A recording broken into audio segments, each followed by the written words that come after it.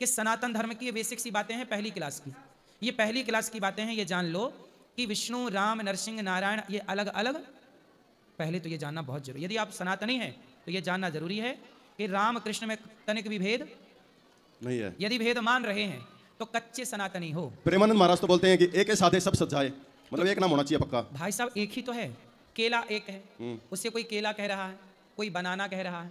China के लोग अलग नाम देते होंगे, वस्तु एक है पर भाषाएं बदल रही हैं, वस्तु नहीं बदल रही। ऐसे महाराष्ट्र में जाओगे ना तो वहां रामकृष्ण कम बोलते, वहां विट्ठल बोलते, विट्ठल विट्ठल विट्ठल। तो क्या विट्ठल की महिमा कम है? भाई जो विट्ठल को जानता है वो विट्ठल को जानता है। अब आप उड़ीसा जाओ, उड़ीसा में कुछ नहीं है, केवल जगन्नाथ, जगन्नाथ स्वामी नयन पथगामी। आप द्वारिका जाओ, वहां कुछ नहीं है, केवल द्वारिकाधीश। आप दक्षिण भारत जाओ तो भगवान का नाम है गोदारंग मन्नार भगवान, तिरुपति बालाजी, वेंकटेश भगवान।